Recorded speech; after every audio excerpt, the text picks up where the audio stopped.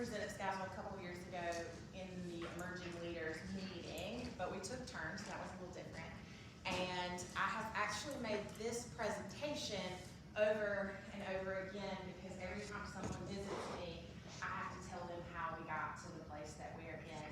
And many people have said, you know, you should really share that. So for a couple years now, I didn't have the courage to do it, and now here I am. So hopefully you take some things away from the presentation. My bit.ly is there for this slideshow. You're welcome to it. I also put the link on each slide so that if later on you decide, oh, I didn't get it first, but I'd like it now, it will be there. All right. Well, hopefully the internet will work with this too. So, like she said, I'm Kelly Ryder. Here's my email address, my Twitter handle, and my Instagram account. I'm not super active on those platforms, but I do have an account. And sometimes I post things about my kids, and sometimes I post things about our library, but you're welcome to follow me, or not. The choice is yours. I should have put on here, but I didn't. I was the 2020 Teacher of the Year for my high school, so that was kind of a fun experience, and very grateful for it. There's a picture there, I think it will come up. So this is basically the story of how I flipped my library from a very traditional, quiet space to a more collaborative 20th century library, 21st century library, with lots of collaboration, lots of opportunities for kids to come in and use the library in a way that is not very shush and not only centered on reading and inquiry, although we still do plenty of that. It's just the culture and the ideas that we're using now are a little different than maybe what was happening there 5 years ago. So just a little background to get the conversation primed and started. In 2018, I was an English teacher at Westside High School, and I'd been there for 7 years. I'd started my MLIS through the University of South Carolina. I was almost finished. I started looking for jobs, and I found a job at Pendleton High School as the media specialist there. I was very excited and super naive and not quite finished with my library science degree. And so I knew I was very fortunate in all those things. And so that was about February of 2018. And by April, I'd gotten a call from my principal, and he said, hey, we'd really like to have you at a meeting at our district office. Do you think you could get off work to come and join us? Because we're going to be telling you some things that are important for you to know for next school year. Sure. Took off. And when I got there, I realized that the district had decided to invest a great deal of money, about $100,000, which, wow, into the high school library to remodel it that next school year. And I had done nothing to deserve that. I did nothing. I was given the job, and I was given this great opportunity. And so that was great. And imagine the first time you meet your colleagues, you're getting something that they're not getting. So that was, and the previous librarian who I was taking her job, who had actually done the legwork and had been out there like campaigning to have a little bit of change, she was sitting next to me. So that probably wasn't particularly great for her either, I would imagine. But that happened in 2018 in April. By August, I stepped into that role. I was in my last semester at the University of South Carolina, and so I had to do my internship. Back then it was the 20-day longer internship. In September, the district office came and they said, we're gonna have a meeting about this remodel that we're gonna do. And so I had my first meeting about what that was gonna look like in September. And when I sat down, it was the superintendent of instruction, my principal, and myself at the very first meeting. And they said, okay, you got this money. We want to make sure we use it wisely. Oh, the superintendent was there too. So how do you think we should go about doing this? I was so naive, guys, and I didn't really know. I was so new.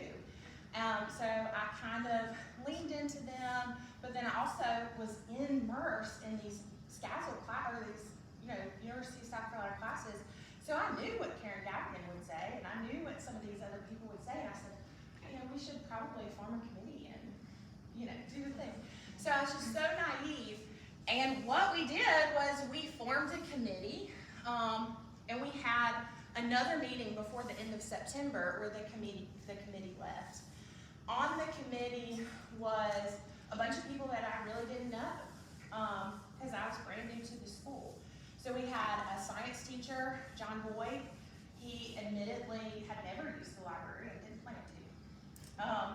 Then there was me, my principal, another assistant principal who was a former English teacher, so he was very reading positive, but he was also brand new to the school and had no background about what they used to do and all of that.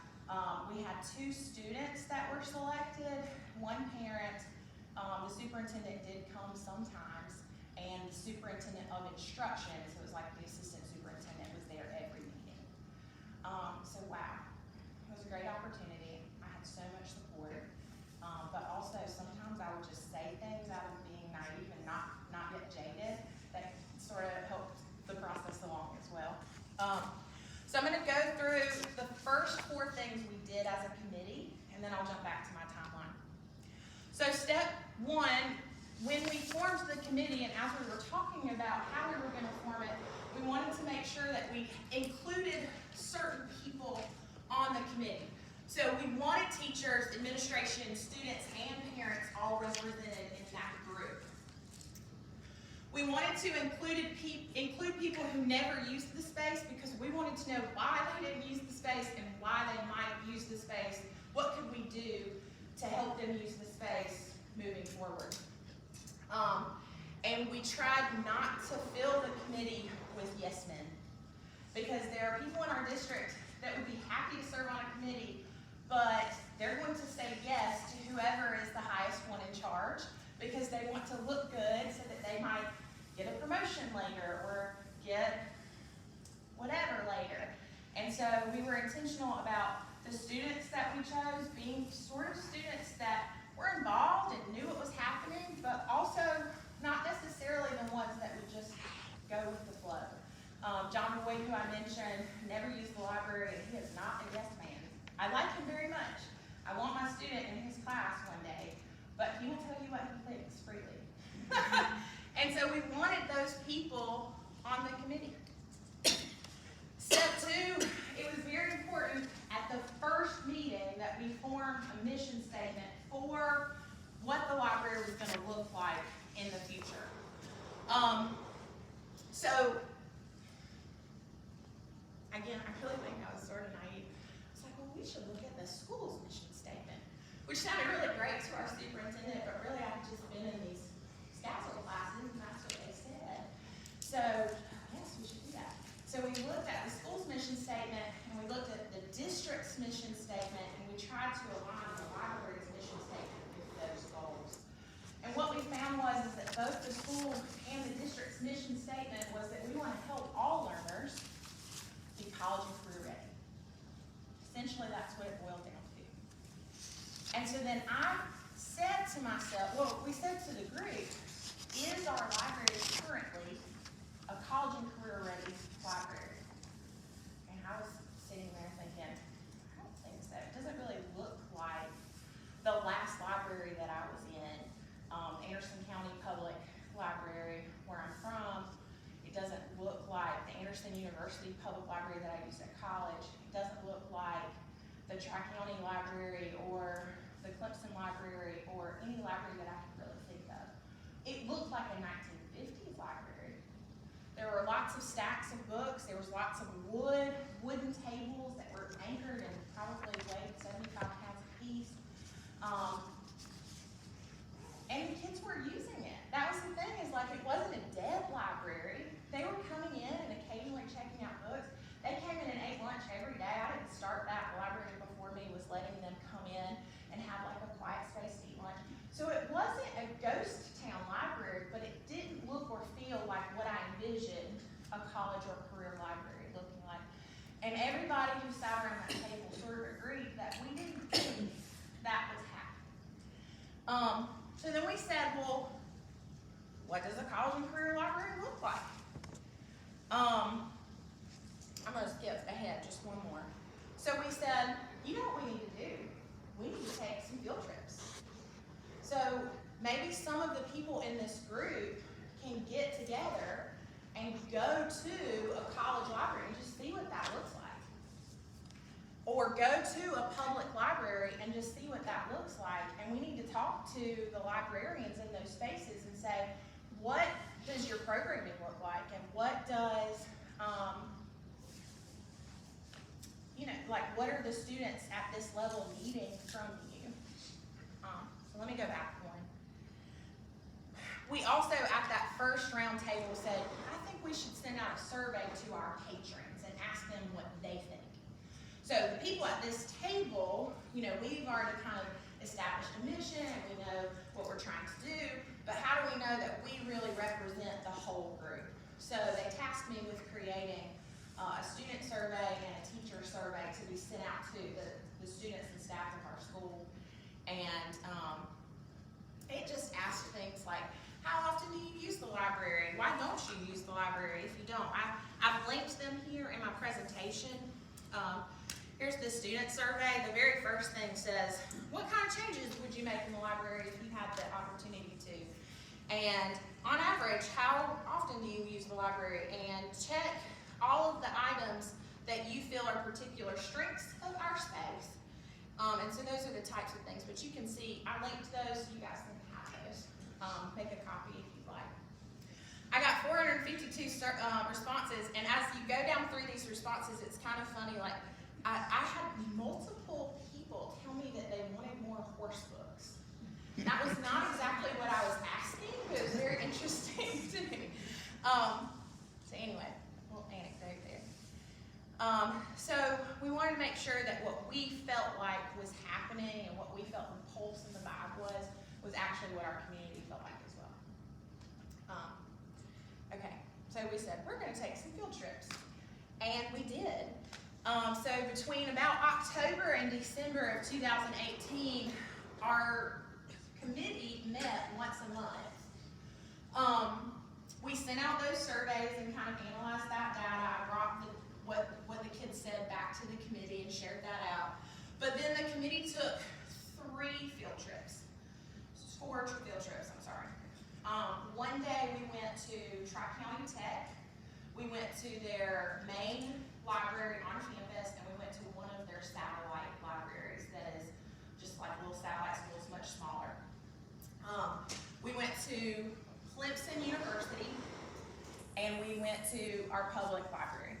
And the reason we chose those 3 groups is because in our school, I live in Anderson, South Carolina. I teach at Pendleton High School. Pendleton is 15 minutes out of Clemson, so we are like really at the front door of Clemson University. So a lot of our students go to Clemson. A lot of our students go to Tri-County Tech, which is even closer to us than Clemson is. And then we thought, well, if they're not going to go to college, which we know we have lots of kids that don't go to college, we want to know what our Anderson Public is offering. So the day we went to the public library, I think we went to the main branch and the Pendleton branch and just kind of saw what that was like. We talked with the librarians at all those places, and we toured the whole facility, and we took so many pictures. We have this Google Drive, and all of us were taking pictures, and we were all dumping those pictures into the Google Drive. We were taking notes, all the things. Okay, so after we did those things, we came up with a plan, and we said, hey, this is what we want to do. And by about early 2019, we had finalized some of the plans that we wanted. In May of 2019, I had to have all the books and furniture out of the library, all the things we were keeping out of the library, and it opened first day of school in August. So it was just a very whirlwind experience for me, and for all of us. When we finalized the library plans, here are some of the things that we knew we wanted after going on those field trips.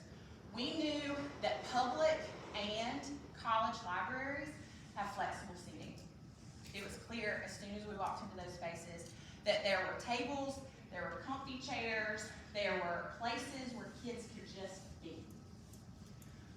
We knew that college and public libraries had study rooms. So you can check out a study room as a resource in colleges and public libraries. We knew that they were collaborative in nature in that all of the spaces that we visited had places that were collaborative and other places that were very quiet. So in Clemson, for example, the main floor when you walk in, super loud. They've got a coffee shop. They've got this like Adobe Digital Center where all these kids are over there like, filming each other, and these tables where kids have just plopped down with their McDonald's or whatever. But then if you go down a level, it's a little bit quieter. And if you go down another level, it's almost silent. So there were different spots within that space where different volumes were acceptable. Different amounts of collaboration were acceptable. And guys, everyone that we visited, and I should say this too, so we were only able to visit 3 types of libraries as a group, but every time my superintendent, my assistant superintendent, my principal, whoever from the district was going to a PD, they were tasked with the job of going to the local college library and taking pictures. So even though we only as a group went to a couple different types of spaces, we had pictures from Texas University, Oklahoma University.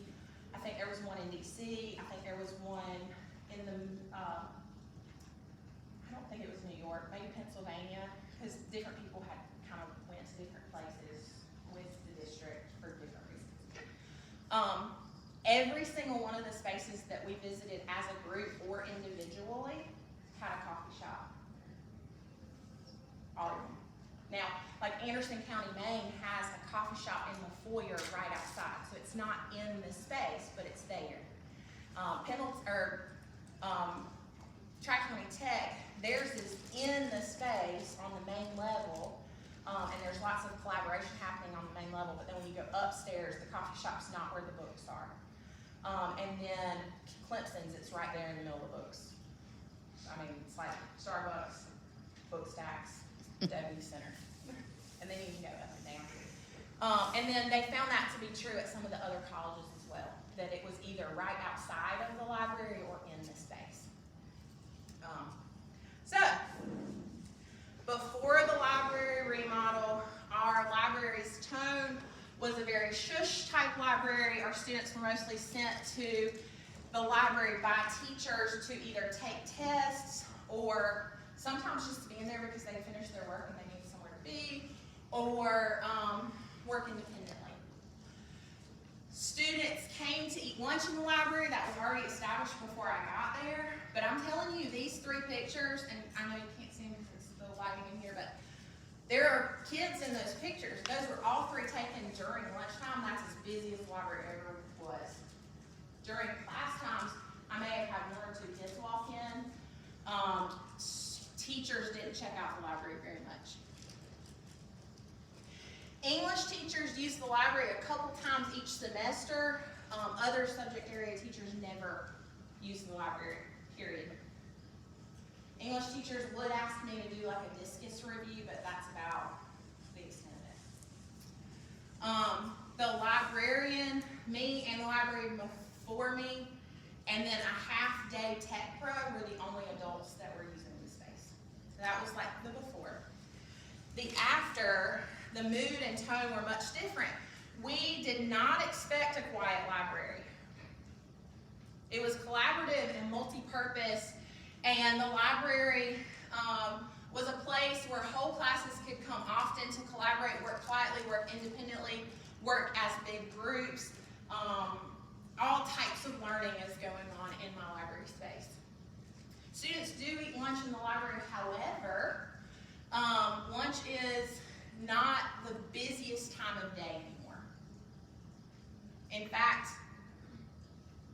my lunch time in the library now is half of what it used to be, but I almost always am booking at least 1 class per block every day of the week. All subject area teachers are using the library. Some of those teachers are using them often, as much as like bi-weekly. And I am often invited to teach their classes, English classes and non-English classes, and in ways that have nothing to do with discus. I've also invited many adults to be a part of the library. So it's no longer just me and my halftime tech pro who have offices in the library. Now, I want to kind of pause here for for a second and tell you the why I chose to do some of these things, and then I'm going to address some things that I'm sure some of you are thinking. We talked about how the spaces at the colleges and public libraries were collaborative, so I'm not going to go into that. We talked about how there were lots of places for them to be either quiet or not quiet. So part of my goal is when it's a quiet time, we want to have that expectation, but when it's a collaborative time, we want them to be able to do that. And we're giving them cues and transitions to make sure that they know what time is what, because we are training them for the next step. And that's kind of the philosophy that we always have. So it is not a shush space, it's not an always this way space, but we're very clear as time, and we're working as a team to make sure that they know when is the collaborative time, when is the okay to eat time, when is the quiet time. And my students have been rock stars, and they adjust very well. I don't have it in these pictures, but I have it in the next slide, I think. You can tell right here, we did in fact add a coffee shop into the library. We did that for the reasons that I mentioned just a moment ago.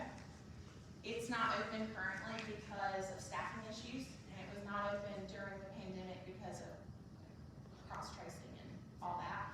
But it was open pre-pandemic, and it was popping. They were making so much money in it.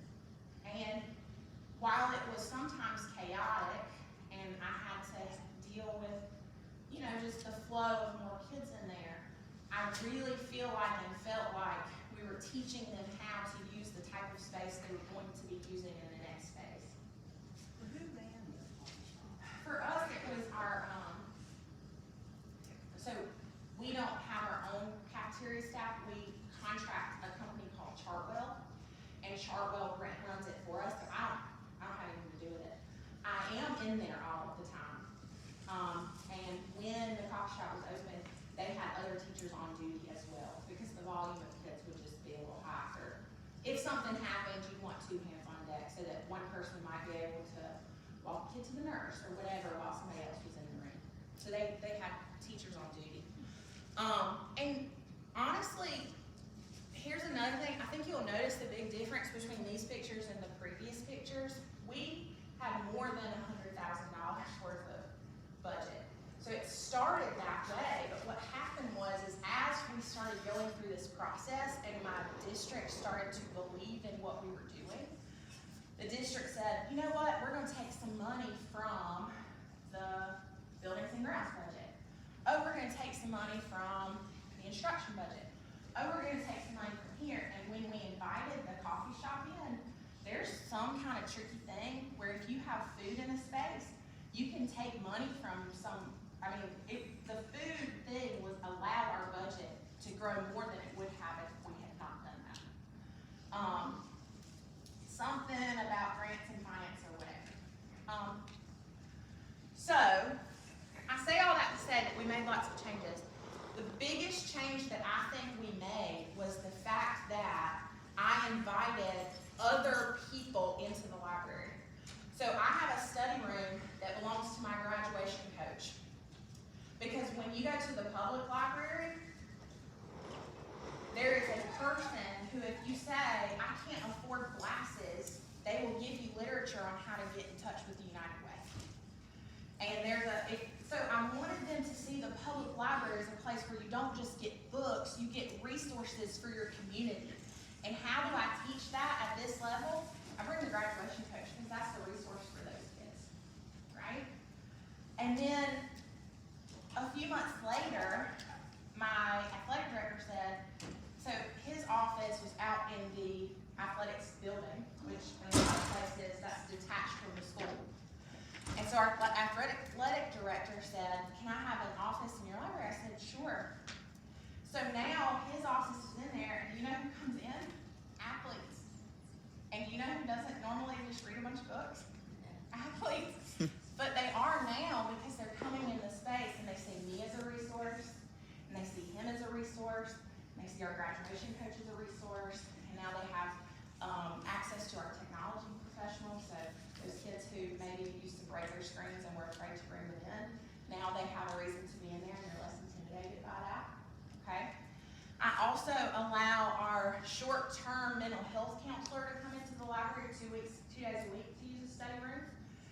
you've got kids who maybe are struggling, this is a great resource for them. Because if you were an adult and you were struggling, where could you get resources? The public library. You know, or even if you're in college and you're struggling with your mental health, that's a great place to start. They'll hook you up with the counselor that you're paying for with your tuition. They'll make sure that you know where those places are and plug you in. So I wanted them to learn that now so that they'll be ready for that in their next step. All right. I wanted to make sure that you guys knew that it didn't just help with the culture and climate of the room or the collaborations between me and those other adults, but my circulation statistics. So in 2017, 2018, I was still an English teacher at Westside High School. So this is the year before I came. In 2018, 2019, I had not made any changes to my library. I just kind of wrote out the year and let it kind of be sort of what she had in place, which was not a dead space whatsoever. I circulated a little bit more than she did, but not much.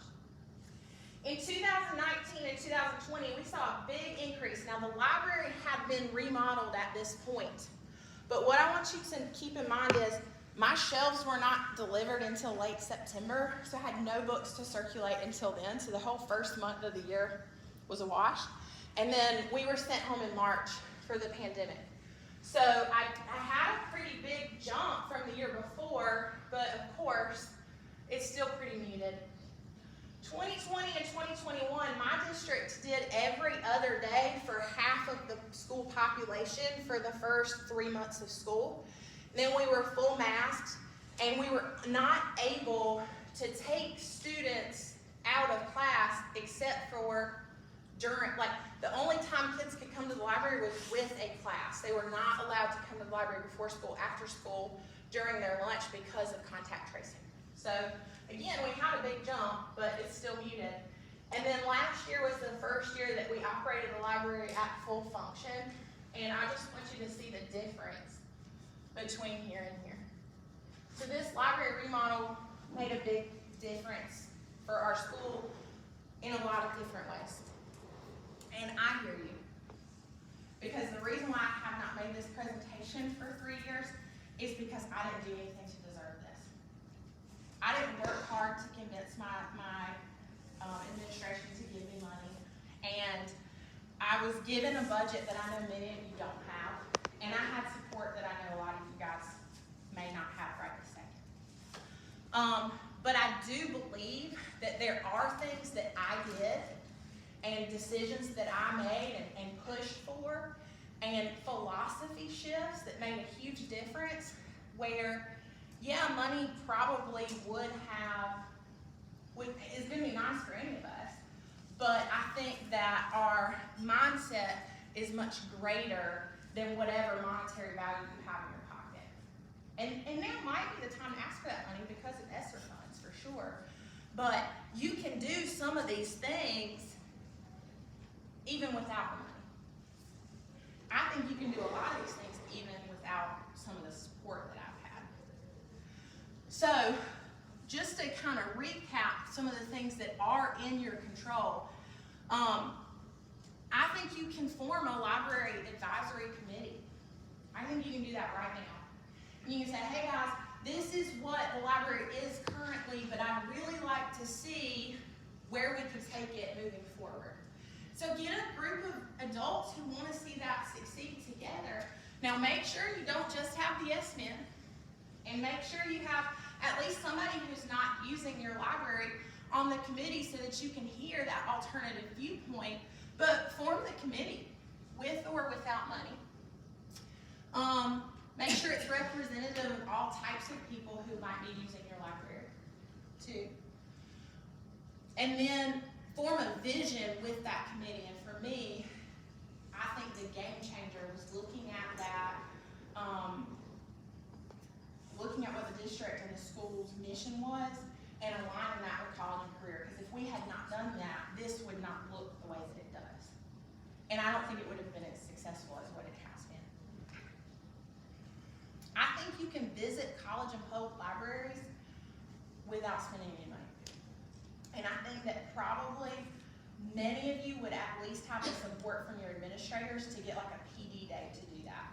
So you can say, hey, this is what I'd like to do. I'd like to go visit colleges so that I can model my library after college, or visit the public library and kind of interview these people. And probably they'll put into ASOP or whatever system you guys use as a PD day and let you kind of bounce around and get some ideas. You might even talk them into sending somebody with you so that you have somebody from that committee, or maybe they would be interested in going. I think you can ask for feedback without money. Send out that survey. I gave you two. They're kind of old. I used them when I was planning my remodel, so you may want to update them. But it's hard asking for feedback though, because sometimes we get our feelings hurt. And especially if we have, like, I was so naive and the library was so new to me, and it really wasn't my library. I just had inherited it from somebody else, so it was easy for me to keep some distance. If I did the same thing today, it would be hard to be vulnerable enough to take in some criticism. But I think if you keep that growth mindset and know that we are not fixed and we can always be better. I think also if you take the mindset of a marathon over a sprint, I don't have to implement all these things, I don't have to listen to all these people, but if I change one little thing this year and one little thing next year, we can make, changes over time. That can help with that as well. And so that was my last point, is just being open to the growth. Sometimes challenges are hard. I think too, being okay to fail. Probably the thing that I was most unsure about was letting my athletic director come in. I was like, oh, I'm not sure. But that has been an amazing collaboration. He has invited me to be a part of his leadership club, called Captain's Club. So it's a group of athletes that meets once a week. And they are learning how to be leaders on the field. Because he says, oh, we always ask our kids to be leaders, but then we never teach them what that looks like. So he has this thing called Captain's Club, and he wants me to be a part of it. So I get to go to it, and now the students are starting to see me as a leader in the school. And he talks about that all the time. Ms. Ryder's one of the best leaders in this school. And I say, well, Coach, I never played a sport. He says, that's okay. You're a leader. And these kids can learn from you in that way. And so I was afraid that would fail, but it's ended up being a very positive collaboration. The coffee shop, I was afraid it would fail. And in some ways, maybe it kind of did. If we opened the coffee shop today compared to what it was pre-COVID, I would make some different decisions with it. One thing that we did that was great is the coffee shop was only open during non-academic times. So when students were supposed to be in class, there wasn't a coffee shop. But before school it was open, after school it was open, and then during lunchtime. Yes, ma'am? Was there a conflict with the food and nutrition department with you having the coffee? No, because they ran it. Okay. So it fit within all of their parameters. Also, I don't think I would have been able to run it, because I wouldn't have been able to be a librarian. So they gave me their money to remodel the space. And I, in turn, allowed them to sell things out of my space during specific times. Now, one thing that they started to do after time, at first it was just coffee, drinks, and then some small snacks like cookies, or before school like a muffin. But then after they just saw how lucrative it was for them, they said, oh, we're gonna add real lunches. So they brought in like juices and fruits, because they have to have, when they serve something, it's gotta have a protein. They have certain requirements. So they brought that stuff in, and so it started to be like a second lunch line. So honestly, if they wanted to open tomorrow, we would sit down and I'd say, we're not doing the lunch part. We'll do the drinks part, and the muffins part, and the small things that are extras, but we're not gonna do the normal meal. They can go out to the cafeteria and do that. I think it'd be cleaner for me, and I think that we wouldn't have such a surge of people coming in at the very beginning, because we started seeing kids coming in to just get their lunch. But I'd rather them go get their lunch and then come to me for extras once they've finished and cleaned up. But I have control over that. I know I have support. Some people don't. I know that I got the library remodeled, some people don't, but if they didn't give me that control,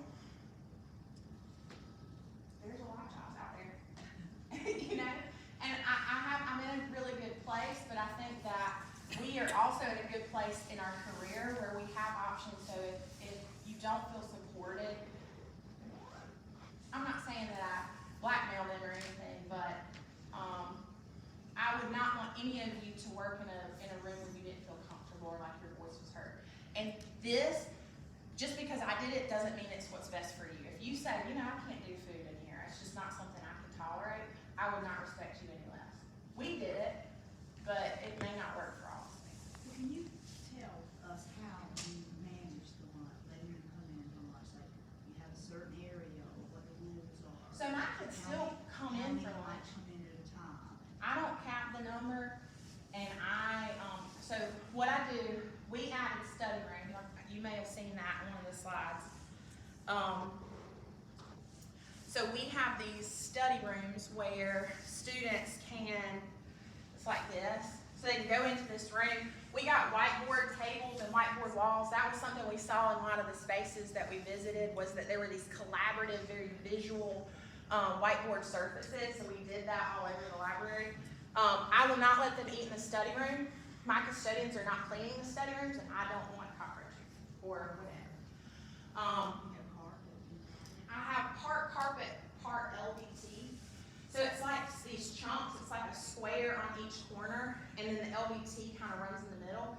And we did that because it's such a big space. It's not as big as this room, but it's a big space. And we wanted there to be, like at Clemson, where if you go on the different levels, there's like quiet, medium, low. We wanted there to be distinct areas where if a group was working here, they were kind of separate from a group that was working there. And so that's why we did the part and part. They can eat in the main library. They cannot eat around the books. They are expected to take a seat and be somewhat quiet during lunch. They're not necessarily quiet when they're in there for a class. Sometimes we're doing the Amazing Race and we're, you know, loud and collaborating and talking very loud. It's a Socratic seminar. But during lunch, it's like, this should be a chill space that's quieter than the cafeteria. And I've just been very clear in communicating that, and I don't shy away from fussing at a kid. I got one boy that I kicked out of the library at least twice this semester, and I've just said, you're welcome to come back tomorrow, but this is how we're going to act. You are not acting that way, so you're back. You like keep wipes out or something? Yeah. Back to this I got Dawn dish spray, And and, they do that all for themselves? we've got a couple of those big trash cans. Our custodial staff knows that they're eating in there, so they come and clean with that in mind, because we're communicating with that group so that they know what we need in there. And there were bumps. Back in August of 19, when we first opened it, and this was new, it was like we had a good day, and then I realized, oh, we didn't think about this. And then we had a good day, and then I realized, oh, we didn't think about this. So just having open lines of communication is important. Making sure that you're advocating for your program and your students, and that doesn't mean that you're bossy, and that doesn't mean that you're, you know, like hard to work with. That just means that you're doing what's best for your crew and feeling assertive in that way. And then just having this like growth mindset. So, okay, I might fail, but then we'll just go back to the drawing board. Yes. When you said you had the change of, there's now a culture of circulating books during lunch, is that because you targeted the lunchtime in some way, or that was just a result of It's like being a byproduct. open, yeah, in general? I think too, now that the kids are using this space more during the day, and they're coming in there for the grad coach, we've got our lowest kids coming in. For the, mental health counselors, we've got kids that maybe are in a dark place, that maybe wouldn't be doing things for enjoyment, coming through. We've got kids coming in for technology help, so they're, you know, maybe kids that are a little rough on things coming through. Got kids coming in for the athletic director. So what has happened is before on the survey, one of the big things that was said was, I don't know when it's okay to come in when it's not. People said that. A couple people said, so we had those like detectors on the doors that were for books. So if you like stole a book, then it would be funny. They thought they were metal detectors, and they were like, I don't know that it's safe for me to come in there because I don't want the detector to go off. I don't think they were carrying guns, but they were just like, they had this idea that if they were carrying a metal water bottle, then that they didn't want to be singled out in that way, you know? And so we got rid of some of that stuff that was barriers, but now that the kids are coming in for those other reasons, they know when the library's open. And I see them, I'm like, hey, how are you today? They know I'm a friendly person. Before, I don't think they knew I was friendly. Because they hadn't necessarily been given the opportunity to come in. And maybe the librarian before me was not as friendly as I am, so they had this stigma too. But those types of changes are the things that we did that had nothing to do with the money. You know, now, did they come in because it was pretty? Absolutely. Did they come in? Did teachers come in to use the whiteboard table? I have a history teacher there today, or he was there this morning. He did an urbanization unit, so he used my whiteboard tables, and they started with like a schoolhouse and like 2 wooden cabins, and then he went through these slides, and they had just a few seconds, and it was like, okay, your community has grown, now you need a hospital. Okay, your community has grown, now you need a shopping center. And so they drew on the whiteboard tables, and all of a sudden, after like 3 minutes, there's just black space, like this black ink all over the table and no white space, and they're learning about urbanization. He didn't bring his kids into the library for books, and he didn't necessarily bring them into the library for me. I'm not there today. He brought them because we have created the space as a resource, even to the same equity as the books to the resource, but I'm circulating more books because they're using the space as a resource. And I guarantee kids walked in there to do an urbanization unit and left with an all of them. Maybe not all the kids, but a couple. And so it's made all the difference. And, you know, the books have circulated even more as of last year, but I would imagine that that number will go up and up and up because myself, my administrator, my instructional coach, my assistant principal of instruction, my grad coach, my English department, my other academic departments are all seeing this space as a resource where they weren't 5 years ago. And I think it made a difference. I also think that these are just 6 things I thought about that maybe you guys could keep in mind. Invite people in. Go out and be a part of the main school community. I can't tell you how many kids come in and say, well, I just want to come in because I saw you at my basketball game the other night. I don't go to all the things. Don't think I'm there all the time, but try to go to some of the things. Be a part of the leadership team. So I shamelessly and naively just kind of inserted myself onto the leadership team, probably because of that very first thing that I was given in my first couple months of teaching. But I'm still very much ingrained in the leadership team. I talk to my principal, instruction coach all the time. They have PDs out in my libraries, and they're constantly coming to me.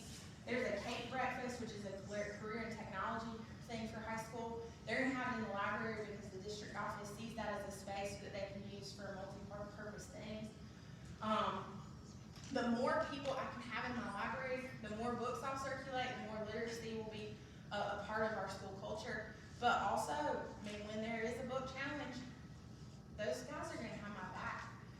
So shamelessly put yourself on a leadership team and just kind of be naive about it. Like somebody in the last session I was in said a quote, and I'm going to get it wrong, but she said, if they don't invite you to the table, bring a folding chair. And I do that. I do that all the time. I think you should get messy. Chaos is a good thing. Collaboration is a college and career skill. I think my brother at Michelin collaborates all the time. He didn't go to college, and he is collaborating with his team constantly. And when I was in college, I had study groups, and I mean, you guys know that is a college skill right now.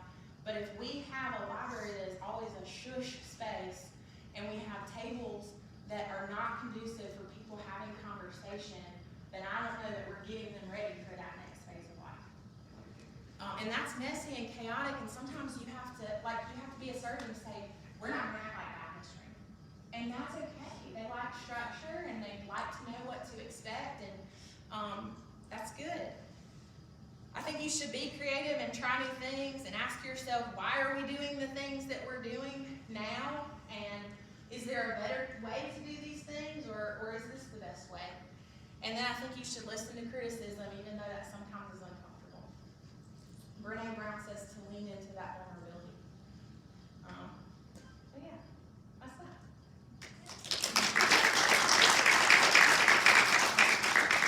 Feel free to reach out to me. My email address is there. You can also get me on those social media platforms. And if anyone wants to come and visit this space, you are welcome to. And I can give you the spill again, or give you more details, or just have you to come check out some things if you like. Thank you.